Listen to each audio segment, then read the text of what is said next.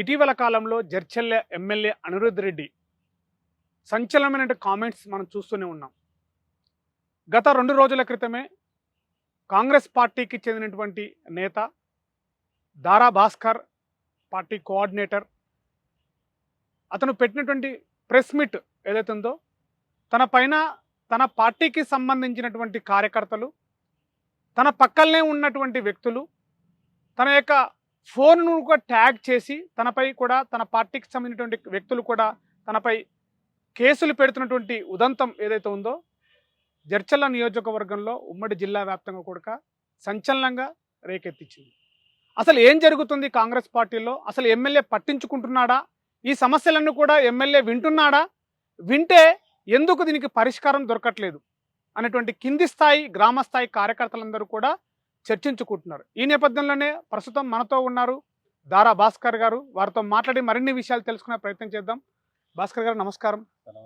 అసలేంటి ఈ మధ్య కాలంలో ఎమ్మెల్యే గారు అనిరుద్ రెడ్డి గారు సంచలనమైన వ్యాఖ్యలు చేశారు. అసలు ఏంది ఈ డిస్కషన్? దారా భాస్కర్ గారికి అనిరుద్ రెడ్డి గారికి మధ్యలో ఎక్కడ గ్యాప్ వచ్చింది? ఏం జరుగుతుంది అంటే ఏం చెప్తారు? ఇక్కడ అనిరుద్ రెడ్డి గారికి నాకు గ్యాప్ అని కాదు, కానీ అనిరుద్ రెడ్డి గారి అన్నగారు అయినటువంటి దుశ్శాంత్ రెడ్డి గారు ఎవరైతే ఉన్నారో వారు కొంతకాలంగా నవపేట మండలంలో కాంగ్రెస్ పార్టీ కార్యకర్తలు కొంత ఇబ్బందులకు గురి చేస్తున్నటువంటి పరిస్థితి నా దృష్టికి వచ్చింది. దాని మీద నేను కొన్ని సందర్భాల్లో మాట్లాడడం కూడా జరిగింది. అయితే దీంట్లో మా నవపేట మండలంలో ఓపెన్ సీక్రెట్ బహిరంగంగానే మాట్లాడుకుంటున్నారు. కాంగ్రెస్ పార్టీలో ఉన్నటువంటి సీనియర్ కార్యకర్తల మీద కేసులు అయినాయి. తో పాటు ఎస్సీ ఎస్టీల పైన మెజారిటీగా ఎస్సీ ఎస్టీల పైన అక్రమ కేసులు అయినాయి. ఇవన్నీ ఓపెన్ సీక్రెట్ జరుగుతూ ఉంది. దాన్ని కొంచెం నేను ప్రశ్నించేటువంటి ప్రయత్నం చేసిన. దాంట్లో భాగంగా అయితే అట్లా చేస్తున్న క్రమంలో నన్ను టార్గెట్ చేసుకొని నేను కొన్ని ఎవరైతే నాకు అందుబాటులో ఉంటారో, నాతో మాట్లాడుతుంటారో, పార్టీ లీడర్లు కానీ ప్రజలు కానీ కార్యకర్తలు కానీ ఎవరైతే నాకు అందుబాటులో ఉంటారో తెలుసుకునే ప్రయత్నంలో భాగంగా నా కాల్ డేటా CDR తీసుకొని నా మీద కొన్ని అక్రమ కేసులు పెట్టాలని కుట్ర జరుగుతున్నట్టు నా దృష్టికి వచ్చింది. దీని మీద నేను ఇమీడియట్గా నేనేం చేసిన, మన ఎస్పీ మహబూబ్నగర్ ఎస్పీ గారికి, DIG గారికి, DGP గారికి కంప్లైంట్ పెట్టిన. ఆగస్టు 13 తారీఖు కంప్లైంట్ ఇచ్చిన. అట్టి కంప్లైంట్ ఏం జరిగింది, ఆగస్టు 23 తారీఖు నా కంప్లైంట్ రిసీవ్ చేసుకున్నట్టు నాకు టెక్స్ట్ మెసేజ్ వచ్చింది. 26 తారీఖు మహబూబ్నగర్ ఎస్పీ గారికి ఫార్వర్డ్ చేసినట్టు అప్పుడు నాకు టెక్స్ట్ మెసేజ్ వచ్చింది. అప్పటి నుంచి ఆగస్టు 26 నుంచి మొన్నటి వరకు దాంట్లో ఎలాంటి చలనం లేకుండే నా పిటిషన్ మీద. సో దాన్ని నేను చూసి ప్రెస్ మీట్ పెట్టిన. ఇది నా వ్యక్తిగతమైన అంశం కాబట్టి ప్రెస్ మీట్ పెట్టిన మరుసటి రోజే నాకు మెసేజ్లు వచ్చినాయి. 3 టెక్స్ట్ మెసేజ్లు వచ్చినాయి. ఒకటి, నేను ఇచ్చిన పిటిషన్ పైన ఎంక్వైరీ ఆఫీసర్ని అపాయింట్ చేసినట్టు. రెండవది, అది 5 గంటల 2 నిమిషాలకు ఎంక్వైరీ ఆఫీసర్ అపాయింట్ చేసినట్టు వచ్చింది. 5 గంటల 10 నిమిషాలకు ఎంక్వైరీ ఆఫీసరు ఎంక్వైరీ చేసి రిపోర్ట్ సబ్మిట్ చేసినట్టు వచ్చింది. 5 గంటల 13 నిమిషాలకి నా కేసు ఏదైతే నా పిటిషన్ డిస్పోజ్ చేసినట్టు నాకు టెక్స్ట్ మెసేజ్లు వచ్చింది. సో ఆ రకంగా నా యొక్క పిటిషన్ని కొంత ఎక్కడ జరిగిందో ఏం జరిగిందో నాకు తెలియదు. అయితే నా ఎంక్వైరీ ఆఫీసర్ ఎవరైతే ఉన్నారో వెంకటేశ్వర గారు అని DSP గారు అనుకుంటా, వెంకటేశ్వర అంటే DSP గారికి అలర్ట్ చేసినట్టు నా ఎంక్వైరీ కోసం. సో వారు ఆ రకంగా చేశారు. దాని మీద నేను కొంచెం న్యాయ పోరాటం చేయాలని నిర్ణయించుకున్నాను. అంటే స్థానికమైనటువంటి కార్యకర్తల లోపల, గ్రామీణ స్థాయి కార్యకర్తల లోపల ఒక ముమ్మరంగా చర్చ నడుస్తుంది. అంటే పార్టీ కోసం కష్టపడినటువంటి వ్యక్తులు, పార్టీ ఎమ్మెల్యేలుగా గెలిపించుకున్నటువంటి వ్యక్తులను కూడా ఈరోజు అతి కష్టపడే కార్యకర్తలపైనే కేసులు పెట్టడము, అసలు ఆ కార్యకర్తలపైనే అనుమానాలు రేకెత్తిచ్చే విధంగా ఉన్నాయి. రేపు కార్యకర్తల లోపల ఎట్లా పనిచేస్తారు అనేటువంటి విషయం కూడా చాలా ముమ్మరంగా చర్చ నడుస్తుంది. ఈ కేసులు పెట్టడం ఇదంతా ఎలా చూస్తారు మీరు? సింపుల్ అన్న. ఇప్పుడు జనరల్గా ఏంటంటే, మేము జడ్చర్ల నియోజకవర్గంలో చాలా కాలం, ఒకరు 20 సంవత్సరాలు, ఒకరు 30 సంవత్సరాలు, ఒకరు 15 సంవత్సరాలు ఇట్లా కాంగ్రెస్ పార్టీలో పనిచేసుకుంటూ వచ్చిన వాళ్ళు.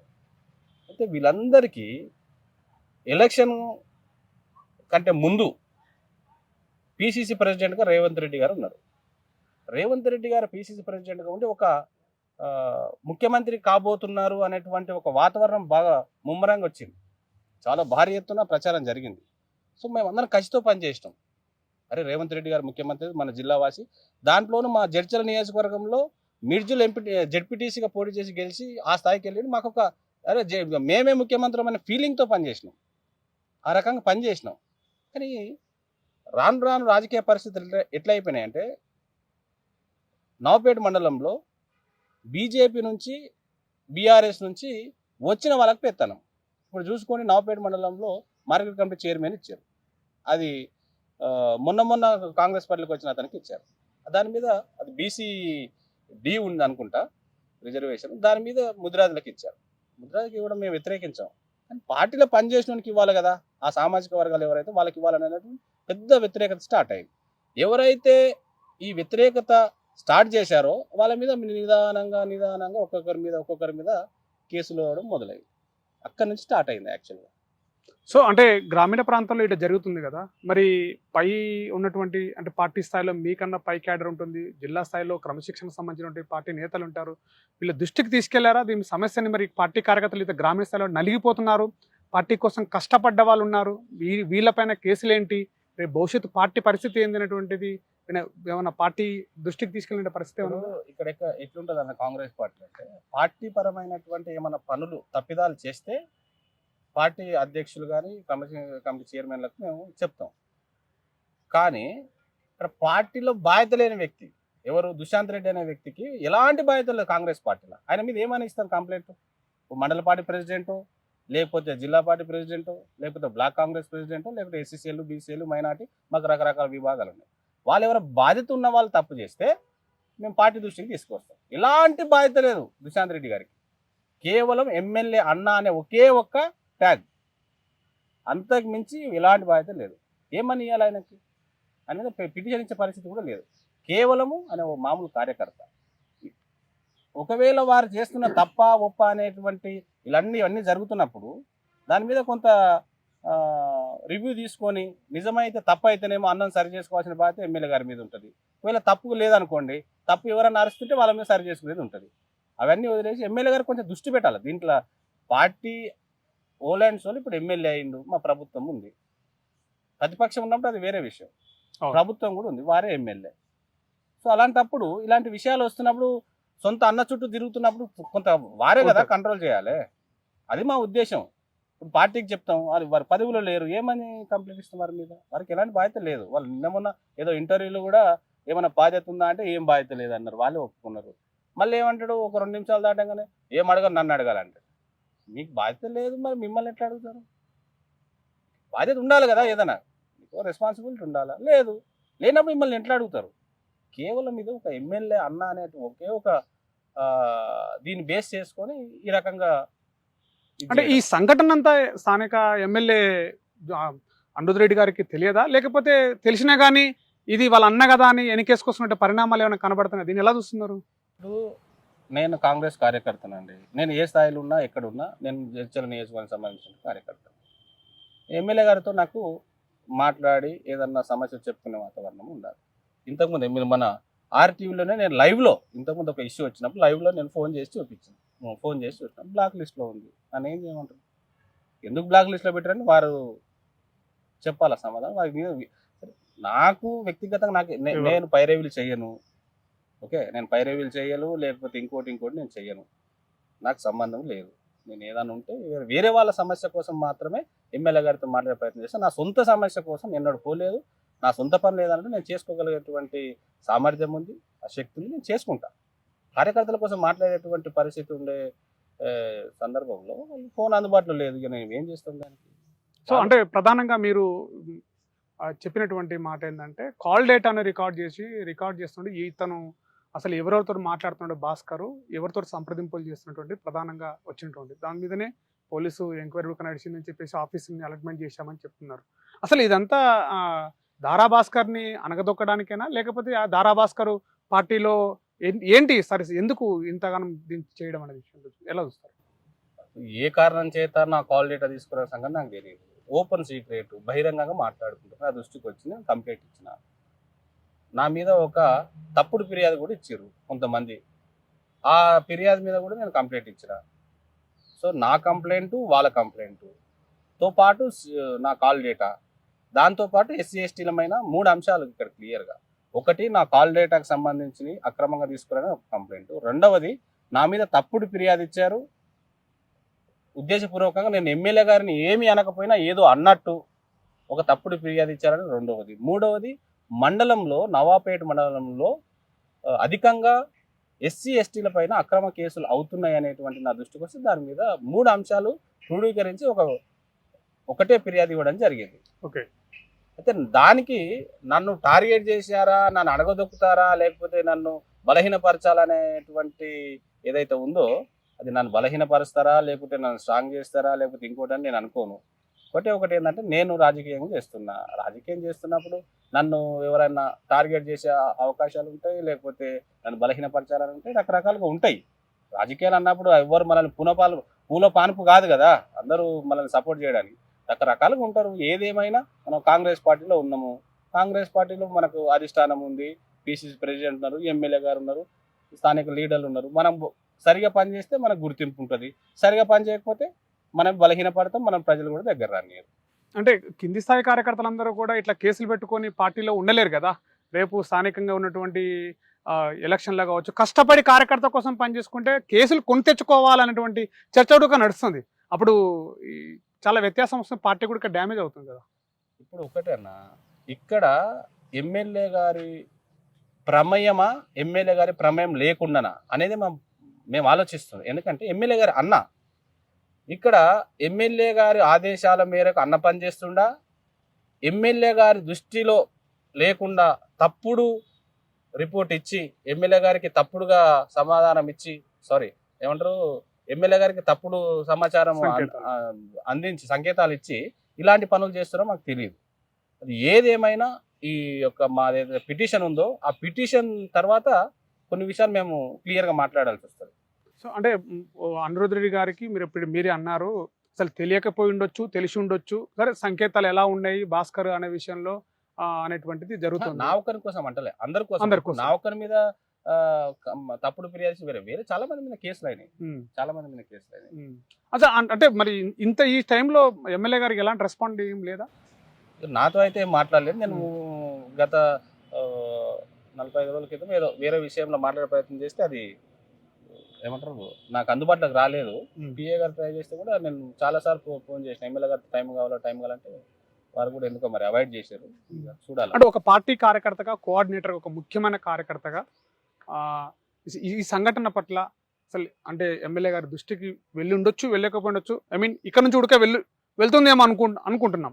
సో ఈ నేపథ్యంలో ఏం చెప్తారు ఈ సంఘటనను బట్టి, ఇలాంటి దృశ్యాలను బట్టి కింది క్యాడర్కి వెళ్ళాల్సినటువంటి ఇందులో మీరు కూడా అంటే మీ కాల్ రికార్డింగ్ కాదు, ఇంకా ముఖ్యమైన కార్యకర్తలు మాది రికార్డ్ చేస్తారేమన్నటువంటి ఒక ఆందోళన అయితే కార్యకర్తల లోపల ఉంటుంది. దీన్ని ఎలా చూస్తారు? ఇక్కడ నేను పిటిషన్ ఇచ్చినా కానీ ఇది చాలా మందిది కాల్ డేటా తీసుకురనేది ఓపెన్ సీక్రెట్ మాట్లాడుకుంటున్నారు.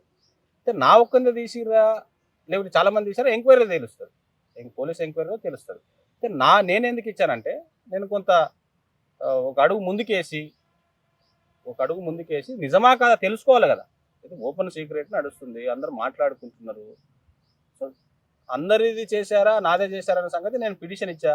దాని మీద రిపోర్ట్ వస్తే, దాని మీద పోలీస్ ఎంక్వైరీలు ఏం తేలితే దాని మీదకి వెళ్ళి ఆలోచన. అంటే ముఖ్యంగా ఇప్పుడు ఎమ్మెల్యే గారిని నేను ఏదో అన్నాను కాబట్టి ఇదంతా నడుస్తుంది అని అంటున్నారు. అసలు ఏమని అన్నారా? ఇంతకీ ఎమ్మెల్యే గారు ఏ రోజు కూడా ఏమనలేదు, అనను కూడా. నాకు రాజకీయంగా నేను అట్లా నేర్చుకోలేదు, అట్లా నా క్యారెక్టర్ కాదు. ఏదన్నా అనేది చేసేది డైరెక్ట్ మాట్లాడడం, ఇది కాదు, ఇది తప్పు, ఇది ఒప్పు అని మాట్లాడితే తప్ప నేను ఏ రోజు కూడా ఎమ్మెల్యే గారిని పలానా, ఎమ్మెల్యే గారు ఇట్లా, ఎమ్మెల్యే గారు అట్లా అని నేను అనే పరిస్థితి ఉన్నది. అట్లా నేను రాజకీయాలు నేర్చుకోలేదు. నేను విద్యార్థి నాయకుడిగా రాజకీయాల నుంచి వచ్చినోడిని. నేను అట్లా ఎవరో ఒక పెద్ద మనిషి వచ్చి బుధాల మీద చేతులు వేసిన మునగాడి అంటే నేను లీడర్ అయినా కాదు. నేను చిన్నప్పటి నుంచి విద్యార్థి నాయకుడిగా విద్యార్థి సంఘాలు పనిచేసుకుంటూ రాజకీయ శిక్షణ తరగతి తీసుకొని ఈరోజు కాంగ్రెస్ పార్టీలో ఈ స్థాయిలో నేను పనిచేస్తున్నా. ఈరోజు ఈ స్థాయికి వచ్చినట్టు ఊరికే రాలా. 2014లో నేను కాంగ్రెస్ పార్టీలో జాయిన్ అయిన తర్వాత, అంతకుముందు నేను వామపక్ష పార్టీ సిపిఐ పార్టీలో నేను స్టూడెంట్ లీడర్గా పనిచేసిన ఏఐఎస్ఎఫ్. అక్కడ నుంచి నేను 2014 తెలంగాణ ఇచ్చిన కాంగ్రెస్ పార్టీలో జాయిన్ అయిపోయిన తర్వాత అక్కడ నుంచి గ్రామ స్థాయిలో పనిచేసిన. మీరు తెలుసుకుంటే నా గురించి, జడ్చర్ల నియోజకవర్గంలో 2017 సంవత్సరంలో లక్ష్మారెడ్డి గారు మినిస్టరు, రాష్ట్రంలో ఎక్కలేని ప్రోగ్రాం సైకిల్ యాత్ర పేరు మీద గడప గడప 6 మండలాలు ఉంటాయి మాకు. 6 మండలాలు గడప గడప తిరిగి కాంగ్రెస్ పార్టీ గెలుపు కోసం అప్పుడు క్యాండిడేట్ మల్లురవి గారు ఉండే. మల్లురవి గారు క్యాండిడేట్ ఉంటే మల్లురవి గారు గెలుపు కోసము నేను పనిచేసినోడిని. ఈరోజు ఊరికేనే నేను స్టేట్ కోఆర్డినేటర్ అయినా అని కాదు. నేను గ్రామ స్థాయిలో నేను జాయిన్ అయిన తర్వాత మా గ్రామంలో మీటింగ్ పెట్టిన, మండలంలో పనిచేసిన, కాన్స్టిట్యున్సీలో పనిచేసిన, జిల్లాలో పనిచేసిన, రాష్ట్రంలో ఉన్నటువంటి అప్పటి 10 జిల్లాలు ఇప్పుడు ఉన్నటువంటి 33 జిల్లాల్లో పనిచేసిన. కాబట్టి రాష్ట్ర కోఆర్డినేటర్గా ఉన్నా. అంటే సాధారణంగా ఇప్పుడు దుష్యంత్ రెడ్డి గారు ఒక ఎమ్మెల్యే అన్నకి ఎలాంటి పదవి లేదు, కానీ పార్టీ కార్యకర్తలను టార్గెట్ చేస్తున్నారు అనుకోవచ్చా? అంటే సింపులే. ఇప్పుడు వారు మాట్లాడుతూ వారి దగ్గర అంటే నాకు తెలిసింది ఏంటంటే, జనరల్గా మాట్లాడుకుంటాం కదా కార్యకర్త, చాయ్ టీ తాగినప్పుడు ఏముందంటే వారికి ఒక ఆశ ఉంది, ఏదో చెయ్యాలా ఏదో కావాలని ఆశ ఉంది. దాంట్లో భాగంగానే ఎమ్మెల్యే గారిని కూడా చిన్నగా చేసి మాట్లాడిండు మొన్న ఇంటర్వ్యూలో.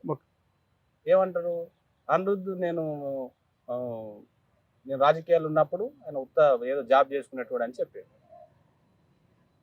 మరి జాబ్ చేసుకునేటోడు ఎమ్మెల్యే అయినా మీరు అంత అనుభవం మీరు ఏం కాలేదు. సరే, అది మీ ఇద్దరు వ్యక్తిగతం, దాంట్లోకి రాను. కానీ ఎమ్మెల్యే గారు కొద్ది పబ్లిక్ ఇప్పుడు టీవీలో పేపర్లో మాట్లాడుతూ చేయాలి కదా, ఎమ్మెల్యే రెస్పెక్ట్ ఇవ్వాలి కదా. నేను ఎమ్మెల్యే గారే అంటున్నా, నేను అనిరుద్ధ్ రెడ్డి గారే అంటున్నా. ఎందుకు? పబ్లిక్ వేదికలు ఉన్నప్పుడు వారి గౌరవం మనకి ఇవ్వాలా. కాంగ్రెస్ పార్టీ ఎమ్మెల్యే, వారి గౌరవం ఇవ్వాలి. తో పాటు ఎమ్మెల్యే గారి దగ్గర కొంతమంది ముఖం చెల్లని వ్యక్తులు ఉంటారండి. వాళ్ళు చేసిన తప్పులు కావచ్చు, వాళ్ళ బలహీనత కావచ్చు, ఫేస్ చేయలేరు కొంతమంది ఎమ్మెల్యే గారిని. వాళ్ళందరూ దుష్యంత్ రెడ్డి చుట్టూ చేరారు. దుష్యంత్ రెడ్డి చుట్టూ చేరి, అన్న నువ్వు మీ తమ్ముడి కంటే చాలా బాగా మాట్లాడతావు, నువ్వు ప్రజల్లో అందుబాటులో ఉంటావు, మీ తమ్ముడు ఫోన్లు లేపడు, అందుబాటులోకి రాడు. ఈ రకంగా దుష్యంత్ రెడ్డి గారి చుట్టూ ఉన్న వాళ్ళు చేరి వారికి చెప్పడం, వారు కొద్దిగా టెంప్ట్ అయిపోవడం, వారు నేనే అనేటువంటి ఫీలింగ్లోకి రావడం వల్ల ఇవన్నీ జరుగుతున్నాయి. సింపుల్ ఏంటంటే, ఎమ్మెల్యే గారు వాస్తవానికి కొన్ని విషయాలు పట్టించుకున్నట్టు కొంచెం లైట్ తీసుకుంటారు, పెద్ద మనసుకు మీరు తీసుకుంటారు. దుష్యంత్ రెడ్డి గారి చుట్టూ ఏం చేశారంటే, ఆయన దగ్గర ముఖం లేదు వీళ్ళకి, అక్కడ పోలేక దుష్యంత్ రెడ్డి గారిని ఉసిగొల్పడం, దానివల్ల ఈ రకరకాల కార్యక్రమాలు జరుగుతున్నాయి.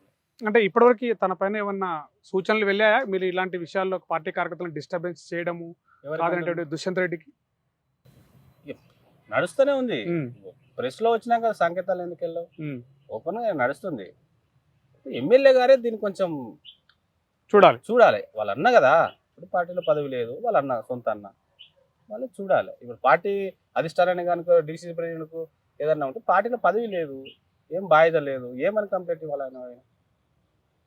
కాకపోతే ఏంటంటే అధికారులు కూడా, ప్రభుత్వ అధికారులు కూడా ఎమ్మెల్యే అన్న కదా కొంత రెస్పెక్ట్ ఇస్తుంటారు. కానీ దాన్ని మిస్యూజ్ చేసుకొని ఈ రకరకాల సీడీఐలు తీయడం, లేక రకరకాల కరెక్ట్ మంచి పద్ధతి. దుష్యంత్ రెడ్డి ఏవైతే ఉన్నాడో ఇతనికి పార్టీలో ఎలాంటి పదవులు లేకపోయినప్పటికీ, ఎలాంటి క్రియాశీలకమైనటువంటి పదవులు లేకపోయినప్పటికీ కూడా పార్టీ కార్యకర్తల లోపల మాత్రం ఒక విపరీతమైనటువంటి ఒక చర్చ మాత్రం కొనసాగుతుంది. పార్టీ కోసము, పార్టీ ఎమ్మెల్యే కోసము పనిచేసినటువంటి ప్రభుత్వం, మన ప్రభుత్వం, కాంగ్రెస్ ప్రభుత్వం ఉన్నప్పటికీ కూడా పార్టీ కార్యకర్తల పైన కేసులు పెట్టడం, అదేవిధంగా పార్టీ కార్యకర్తల పైన ఉన్నటువంటి ఈ కేసులు ఏవైతే ఉన్నాయో వాటిపైన కూడా ఎస్సీ ఎస్టీ అట్రాసిటీ కేసులు పెట్టడం అనేది కూడా కార్యకర్తల లోపల ఒక మనోవేదనకైతే గురి కావడం అయితే జరుగుతున్నటువంటి పరిస్థితి కనబడుతుంది. తాను ఎమ్మెల్యేగా పట్టించుకుంటేనే ఇదంతా ఈ సమస్యకి పరిష్కారం దొరుకుతుంది, అసలు ఎందుకు ఎమ్మెల్యే గారు పట్టించుకోవట్లేదు, అసలు ఎమ్మెల్యే గారు ఎందుకు ఈ సమస్యలపైన దృష్టి పెట్టట్లేదు, పార్టీ కార్యకర్తల లోపల కూడా ఈ గందరగోళానికి, సమస్యకి పరిష్కారము ఎమ్మెల్యేనే చూపించాలి అనేటువంటి విషయాలు కూడా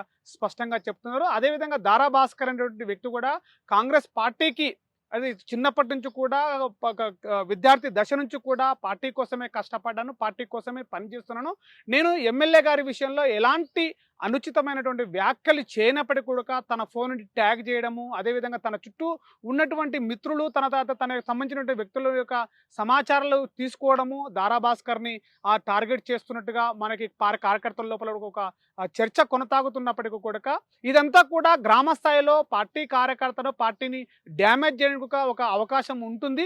దీన్ని వెంటనే ఎమ్మెల్యే గారు దృష్టి పెట్టి తన యొక్క అన్నైనటువంటి దుష్యంత్ రెడ్డితో మాట్లాడడము, తనని ఈ యొక్క సమస్యకి పరిష్కారం వెతకాలని చెప్పేసి కూడా చెప్తున్నటువంటి పరిస్థితి. కెమెరా పర్సన్ నర్సింగ్తో శివాజీ, RTV. తెలుగులో న్యూస్ కి ఫాస్టెస్ట్ యాప్ ఇప్పుడు టోటలీ న్యూ అవతార్లో జస్ట్ 5 సెకండ్స్ లో కంప్లీట్ న్యూస్. సోషల్ మీడియాలో ట్రెండ్స్ కి వన్ స్టాప్ సొల్యూషన్.